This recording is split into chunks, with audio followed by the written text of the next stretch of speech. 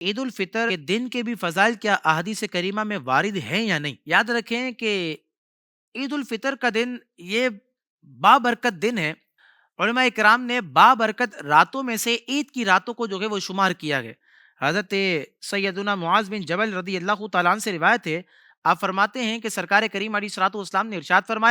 فرمایا کہ جو 5 راتوں میں شب بیداری کرے تو اللہ تبارک و تعالی اس کو جنت عطا فرماتا ہے، یعنی اس کے لیے جنت واجب ہو جاتی ہے۔ ذی الحجہ کی جو کہ وہ 8ویں، 9ویں اور 10ویں رات،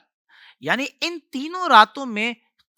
جو اللہ تبارک و تعالیٰ کی عبادت کرے تو اللہ تبارک و تعالیٰ جو ہے اس کے لیے جنت کو واجب فرما دیتا ہے۔ اور بالکل اسی طرح چوتھی رات کی جس کے متعلق سرکار کریم علیہ الصلوۃ والسلام نے فرمایا کہ عید الفطر کی رات، یہ اس رات میں جب بندہ اللہ کی عبادت کرتا ہے تو اللہ تبارک و تعالیٰ اسے جنت عطا فرماتا ہے۔ اور 5ویں رات کی جس کے متعلق اللہ کے نبی کریم صلی اللہ علیہ وسلم نے فرمایا کہ شعبان المعظم کی 15ویں رات، یعنی شب براءت، کہ جو اس رات میں اللہ تبارک و تعالیٰ کی عبادت کرے تو یہ 5 راتیں ہیں۔ ان 5 راتوں میں سے ایک رات عید الفطر کی رات بھی ہے کہ جو آنے والی ہے، اس رات کو لیلۃ الجائزہ کہا جاتا ہے۔ یہ بڑی بابرکت رات ہے، اس کو بھی فضولیات میں جو کہ وہ آپ نہ گزاریے گا۔ یہ جو کہ مانگنے کی رات ہے، اور اس رات میں اللہ تبارک و تعالیٰ جو کہ اپنے بندوں پر اپنا خصوصی کرم اور اپنی خصوصی رحمتوں کا نزول فرماتا ہے۔ سرکار کریم علیہ الصلوۃ والسلام ارشاد فرماتے ہیں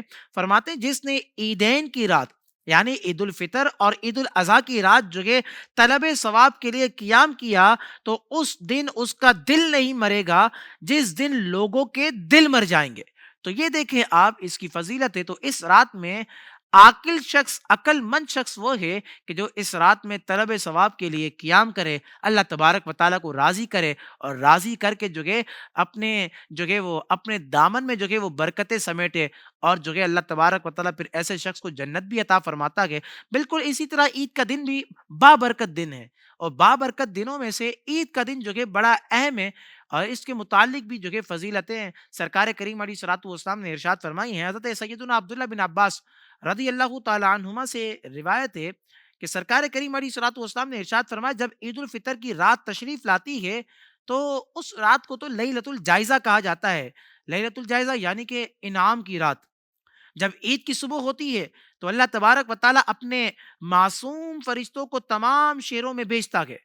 اب چنانچہ وہ فرشتے جو کہ زمین پر تشریف لا کر سب گلیوں میں، راہوں کے سروں پر کھڑے ہو جاتے ہیں، اور اس طرح فرشتے ندا کرتے ہیں کہ اے امت محمد صلی اللہ علیہ وسلم، اس رب کریم کی بارگاہ کی طرف چلو جو بہت زیادہ عطا کرنے والا ہے اور بڑے بڑے گناہوں کو جو کہ وہ معاف فرمانے والا ہے۔ پھر اللہ تبارک و تعالیٰ اپنے بندوں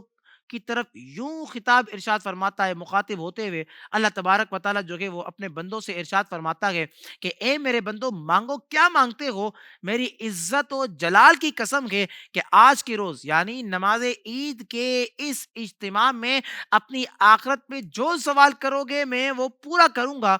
کہ جو تم دنیا کے بارے میں مانگو گے میں تمہیں جو کہ تمہاری طرف بھلائی کی نظر فرماؤں گا، یعنی میں تمہارے معاملے میں بہتری والا معاملہ فرماؤں گا۔ سرکار کریم علیہ الصلوۃ والسلام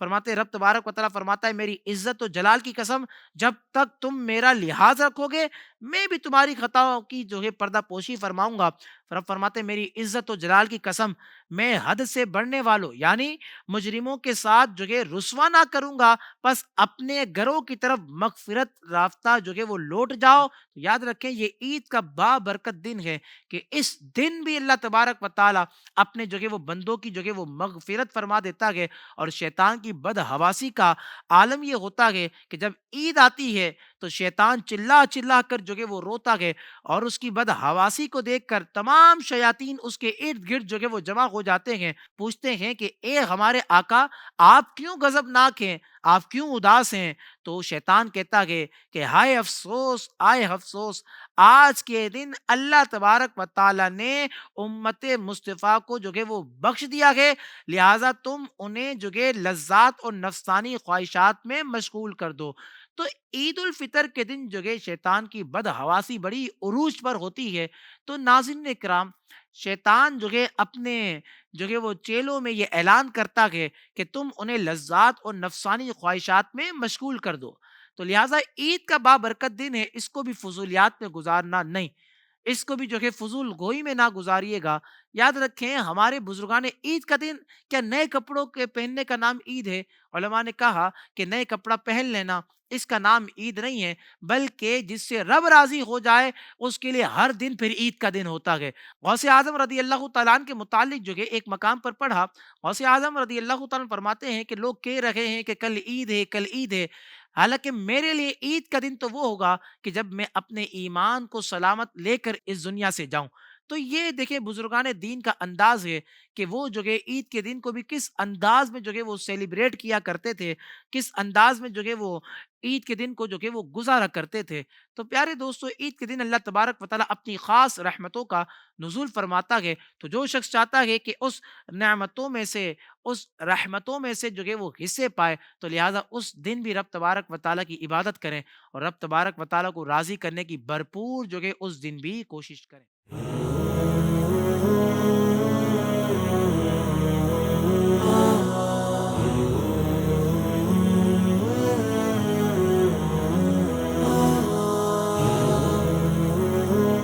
Kachi Memon Islamic Center. Run towards way of Allah.